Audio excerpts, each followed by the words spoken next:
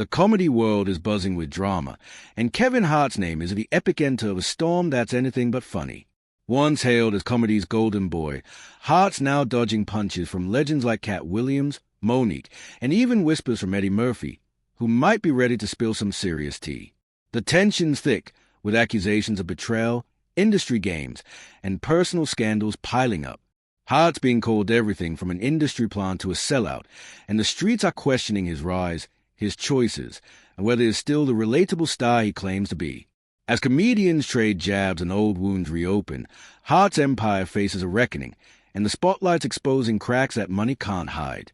It all kicked off earlier this year when Katt Williams unleashed a verbal onslaught on the Club Shay Shay podcast, calling Hart an industry plant.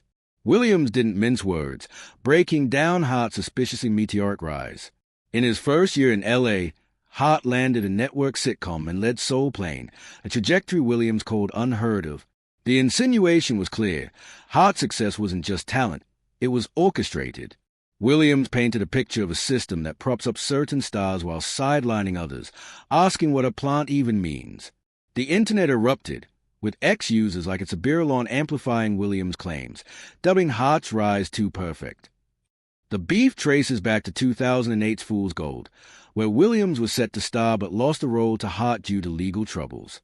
That moment sparked a feud that simmered for years, with Williams now framing Hart as a beneficiary of Hollywood's shady machinery. The industry plant label isn't new. Whispers have dogged Hart for years, fueled by his rapid ascent in cozy ties with power players. Williams doubled down, slamming Hart for allegedly sidestepping authenticity to climb the ladder. He hinted at a darker underbelly, where stars trade integrity for fame. One rumor, echoed by Dave Chappelle, swirls around a supposed Hollywood ritual. Comedians, especially black men, pressured to wear dresses on screen as a twisted initiation. Chappelle, on Oprah in 2006, recounted refusing a dress for a film scene with Martin Lawrence, sensing it wasn't about comedy but control.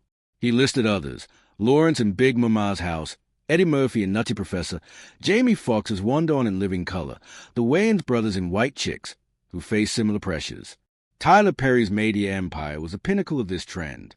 Hart, in 2006, swore he'd never cross that line, preaching boundaries and brand protection. Hart's defense was swift but shaky. He insisted it was his choice, comparing himself to Lawrence and Perry, claiming no one forced him. The dress controversy, while symbolic, fed a broader narrative. Hart's willingness to play the game, even if it meant bending his own rules, made him a target for purists like Williams and Chappelle, who walked away from millions to stay true. Then came Monique, adding fuel to the fire. Her beef with Hart ties to her war with Hollywood titans Oprah Winfrey and Tyler Perry, stemming from 2009's Precious. Monique, paid just $50,000, refused unpaid promotional tours, sparking a smear campaign labeling her difficult. In 2021, Hart invited her on his Comedy Gold Mines podcast, promising support. He called her family, vowed to mend her rift with Perry, and offered to executive producer projects, even loaning her money, which she repaid with interest. Monique was thrilled, envisioning a rebooted talk show with Hart's clout. But 2 weeks later, Hart's manager, Dave Becky, pulled the plug, citing Hart's sudden hesitation. Monique's revelations expose another layer, Hart's ties to the very figures he battled. Despite claiming he barely knew Oprah, Hart gushed on Ellen in 2019 about her post-accident flowers, joking they overtook his home. His chumminess with Perry, who Monique accused of blackballing her, raised suspicions. Was Hart protecting his Hollywood alliances by ghosting Monique? Rumors swirled that siding with her could have jeopardized his standing with power brokers. Monique's raw honesty, she'd done Precious as a favor, not for cash, contrasted with Hart's apparent pragmatism, leaving fans divided. Some saw him as a savvy player. Others, like at MF Terracotta, branded him as sellout. The drama escalated with personal scandals. Hart's 2011 divorce from Torrey Hart was messy, with rumors he cheated with his current wife, Eniko, among others. Torrey, who co-wrote his early stand-up and scripts, felt a raise as Hart's star rose. Worse, he turned their pain into punchlines, joking about his infidelity on stage. Tori's 2025 tour with Katt Williams, Hart's nemesis, sent shockwaves. Her Instagram post, praising Williams and sharing his Club Shay Shay clip torching Hart, was a deliberate jab. Eddie Murphy's potential involvement adds another dimension. Known for his chill demeanor, Murphy's rare shade carries weight. Having worked with Hart on Meet Dave, their mutual respect seems solid. But whispers suggest Murphy's ready to call out Hart's funny business, possibly tied to industry maneuvers. If Murphy, who's navigated Hollywood since the 80s, speaks up, it could be devastating. Sources hint at Hart cozying up to executives, maybe edging out peers, fueling resentment among OGs who value authenticity over ambition. The dress rumor, while unproven, amplifies these tensions. Chappell's Oprah interview painted a system that tests loyalty with humiliating demands. Hart's flip from anti-dress to SNL skit fed speculation he bowed to pressure.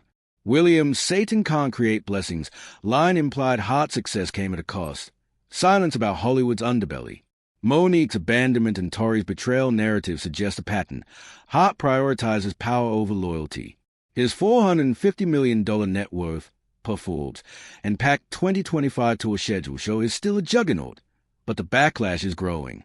A YouGov poll from April 2025 shows 39% of comedy fans view him less favorably, down 15% from 2023. Hart defenders argue is a hustler who sees opportunities in a cutthroat industry. His philanthropy, $600,000 in scholarships via his foundation, and relatable personas still resonate. But the voices against him are loud. Williams' podcast rant, viewed 54 million times on YouTube, keeps the plant label alive. Monique's TMZ interview, detailing Hart's broken promises, hit 3 million views. Tori's tour with Williams, dubbed Dark Matter, sold out 12 dates by June 2025 per Ticketmaster, proving the public's appetite for this drama. The comedy world's a battlefield, and Hart's taking hits from all sides. If Murphy joins the fray, the damage could be irreparable. Hart's insistence on choice feels hollow when stacked against his contradictions, preaching integrity, then bending, vowing to uplift Monique, then ghosting, joking about pain he caused Torre. The streets see a man who cashed in but lost his soul. As Williams tours with Torre and Monique plots her comeback, Hart's empire teeters. He's still packing arenas, but the narrative's shifting. Fans are watching, and the question looms, can Hart laugh off this heat, or has he finally met a punchline he can't dodge?